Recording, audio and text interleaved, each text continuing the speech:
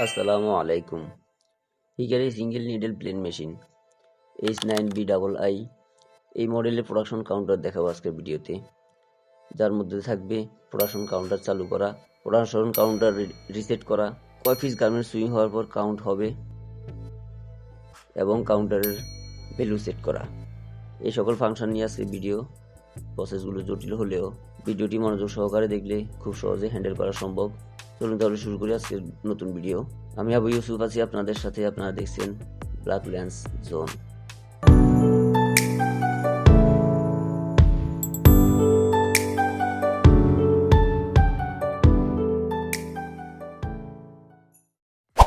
এই পর্যায়ে machine on করে নিব।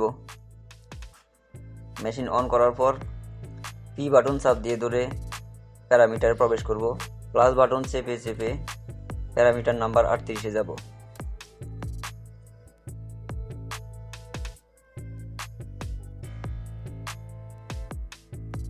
দেখতে পাবো ডান পাশে 0 হয়ে আছে। 0 অর্থ হচ্ছে প্রোডাকশন কাউন্টার অফ এবং 0-কে 1 করলে হবে অন। সেজন্য প্রথমে ওকে বাটন চাপ দিতে হবে। চাপ দিয়ে 0-কে মার্ক করে নিতে হবে। 0 মার্ক করার পর প্লাস বাটন চেপে 1 করে নেব। এরপর ওকে বাটন চেপে সেভ করে পি বাটন চাপ দিয়ে বের হয়ে আসবো।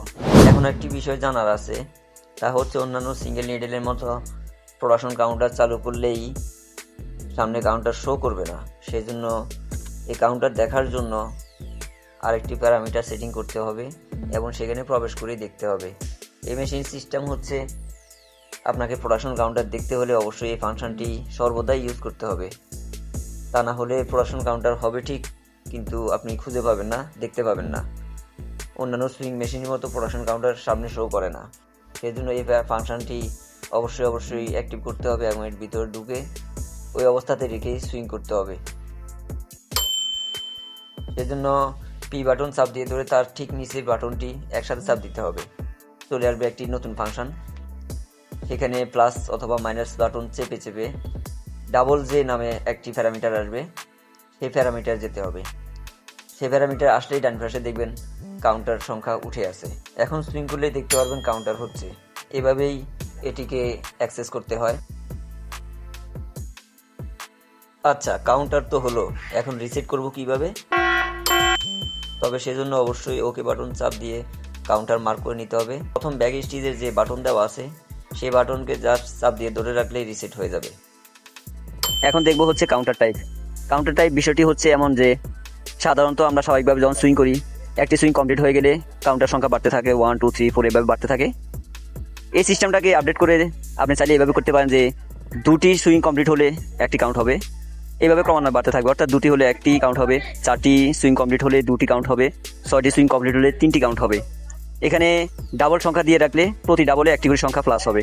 একইভাবে আপনি চাইলে 3টি সুইং কমপ্লিট করে একটি কাউন্ট অ্যাড করবেন, সেটাও পারেন, অথবা 4টি 5টি, যেমন ইচ্ছা তেমনই করা যাবে। সেজন্য পূর্বের ন্যায় পি বাটন চেপে ধরে প্যারামিটারে ঢুকতে হবে এবং 35 নম্বর প্যারামিটারে গিয়ে ডান পাশে 1 অথবা 0 যাই থাকুক তাকে সিলেক্ট করে সেখানে আপনার প্রয়োজন অনুযায়ী 2 3 4 যা ইচ্ছে তাই দিয়ে নিতে পারেন।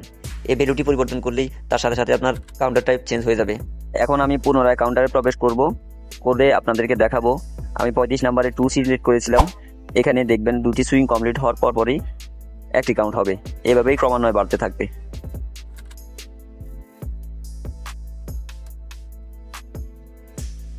এ পর্যায়ে আমি চলে এসেছি ভিডিওর শেষ প্রান্তে। এখন দেখব কাউন্টার গোল, যার মানে হচ্ছে কাউন্টার ফাংশনে গিয়ে যে ভ্যালু দিয়ে রাখবেন সেই ভ্যালু অনুযায়ী সুইং কমপ্লিট হয়ে যাওয়ার পর মেশিন অ্যালার্ম করবে। তখন সেই ভ্যালু আপনি পরিবর্তন করে আবার নতুন কোনো টার্গেট বসিয়ে দিতে পারবেন।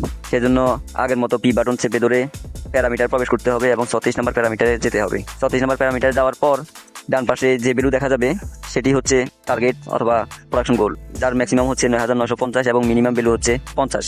এর মধ্যেই যত প্রয়োজন তত অ্যাক্সেস করা সম্ভব। তো ভিউয়ার্স, আজকে ভিডিও এ পর্যন্তই। এই ধরনের ভিডিও আরও পেতে চাইলে চ্যানেলটি সাবস্ক্রাইব করে পাশে থাকবেন। দেখা হবে আবার অন্য কোনো নতুন ভিডিওতে। সে পর্যন্ত সবাই ভালো থাকুন, সুস্থ থাকুন। আল্লাহ হাফেজ।